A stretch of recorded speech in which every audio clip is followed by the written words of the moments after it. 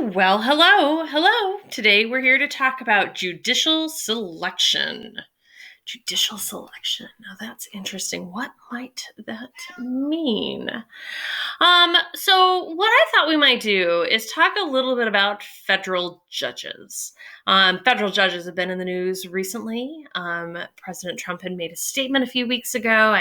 Actually asked you to kind of dig in a little bit on this issue about whether the president can send the Senate home if he feels like they're not doing their job.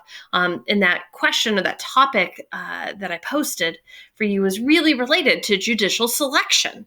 Judicial selection is huge, right? The American people vote for their Congress. You indirectly vote for your president, which impacts the Electoral College's selection of the president.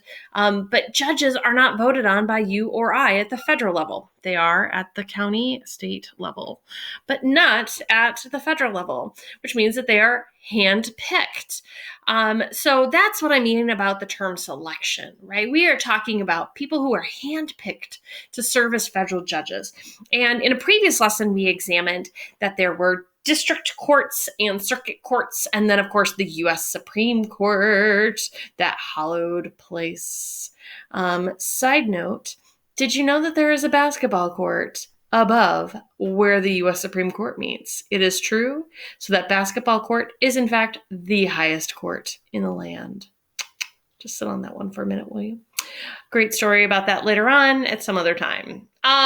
With that said, let's talk about how the president selects his or her, and potentially in the future, federal judges.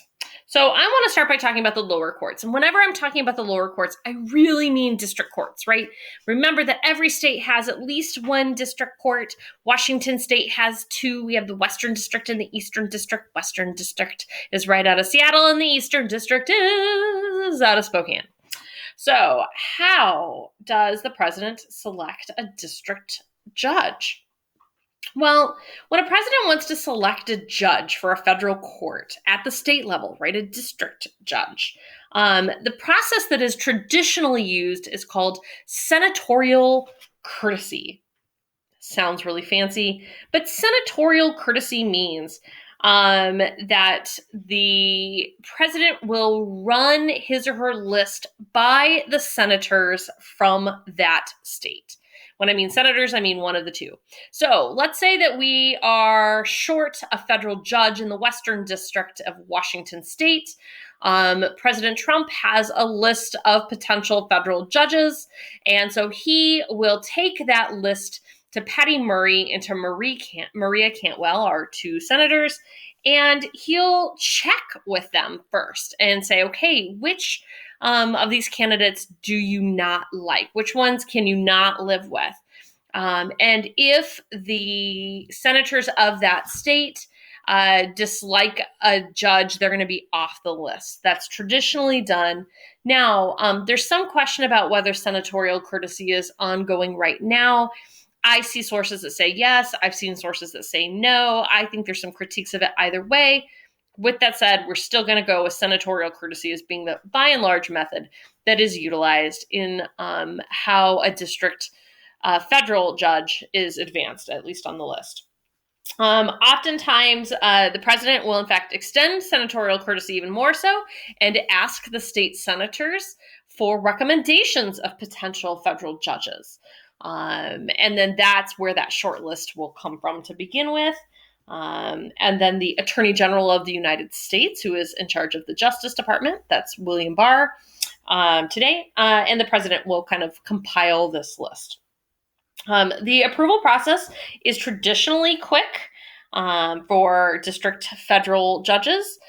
We have not seen that to be the case in the past 3 years. There's been a lot of stalling for political reasons, and you're going to learn a little bit about that as you watch the documentary Supreme Revenge. I think you'll get a better set of answers as to why these things are changing in the modern era, but there's definitely a lot of reindeer games that are being played in government when it comes to federal judges. So you'll learn a little bit more about that.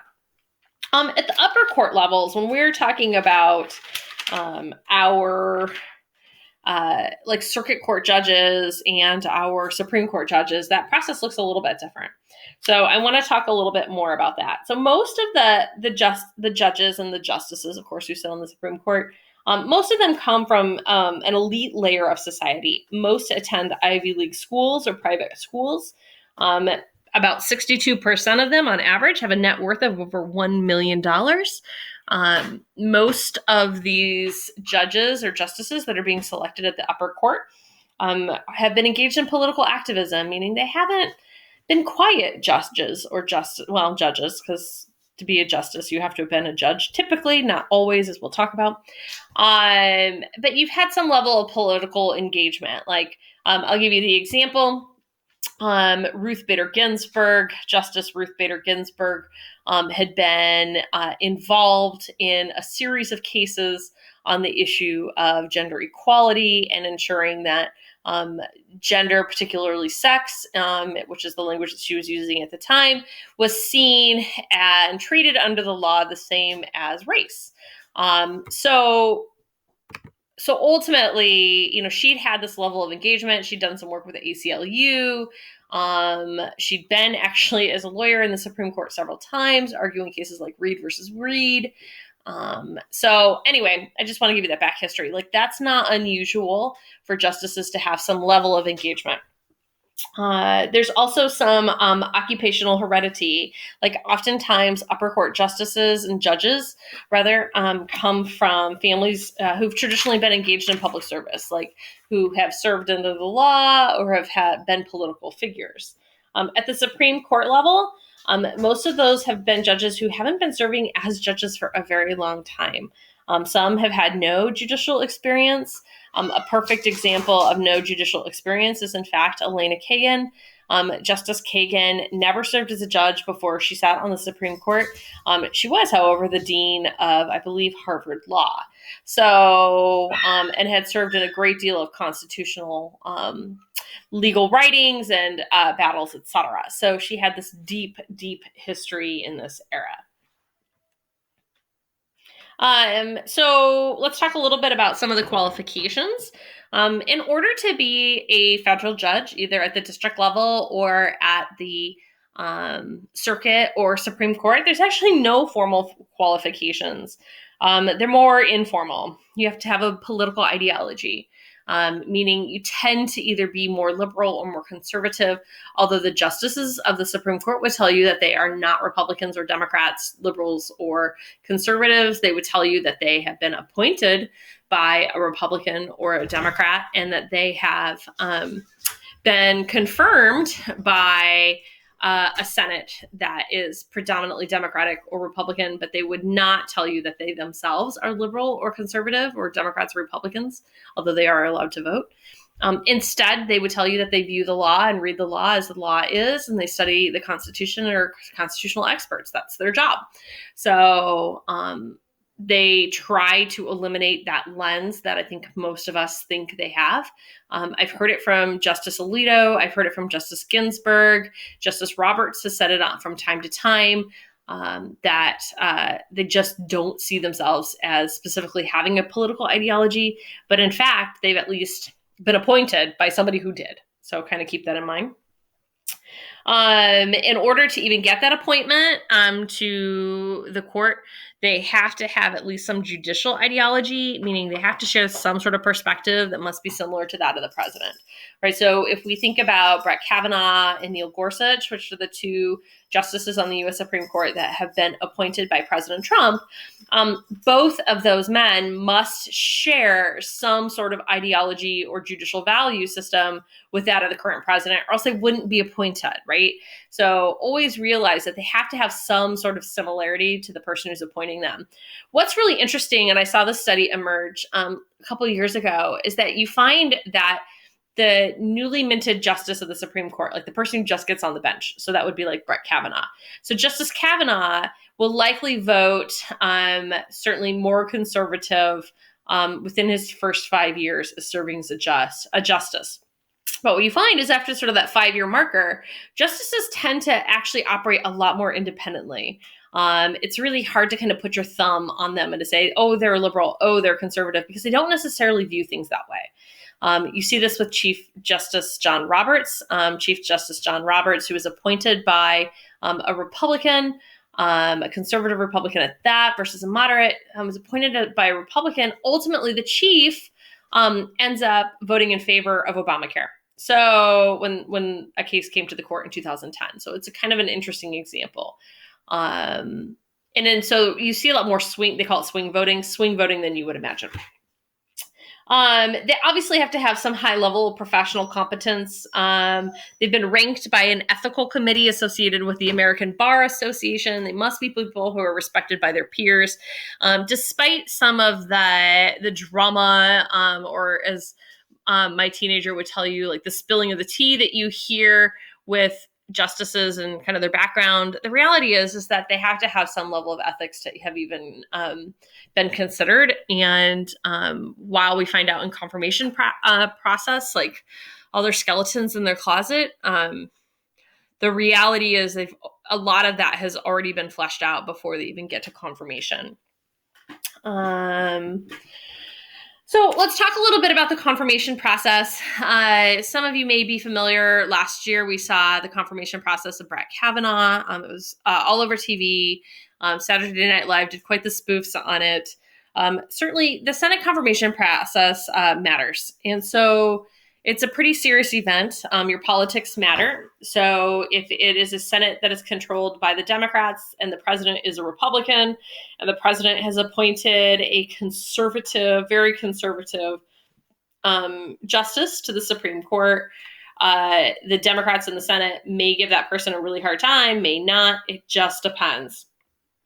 Because political party allegiance matters in the Senate. Certainly, competence and ethics matter, and you're going to learn a lot more about this when you look at the documentary Supreme Revenge. You guys, it's so revealing. Oh my gosh, you're just going to go, what? I had no idea they were playing these games, and they do. For confirmation, there are some examples where you see that the Senate has not just pushed through a candidate that the president wants to serve as a federal judge. There are times in history where the Senate hasn't even heard the candidate. This happened at the very end of the Obama administration with the nomination of Merrick Garland, who we thought was going to end up on the Supreme Court and ultimately did not. And you'll learn about why that is in Supreme Revenge. And you'll learn about Gorsuch and how Justice Gorsuch ended up on the court. But recognize that there are some examples where federal judges don't get the position in which they are nominated for, and that's because of the Senate confirmation hearing. The Senate does confirm all federal judges, not just Supreme Court justices. They confirm circuit court justices or judges, and then the district court judges as well. There is a committee in the American Bar Association and the Federalist Society who are responsible for prepping the candidate for Senate confirmation hearings. They call that the murder boards. I had a member of the team who was involved in Merrick Garland's murder boards talk a little bit about that process and how they just grill, and I'm not even sure that's a great word choice, but how they grill the nominated judge. And it was just fascinating to just see how they try to wear him down as much as possible. There's a little bit of that as seen in some documentaries about Supreme Court justices. And again, you're going to see some reference to this in Supreme Revenge. I hope that you enjoy the documentary. I think it's fascinating. It is very eye-opening to how the federal judicial system works, much less how a justice is appointed and or confirmed. So I will leave you with that. If you have any questions about judicial selection, please don't hesitate to reach out. I'm happy to answer them for you. Y'all know this is my jam. So I'll talk with you soon.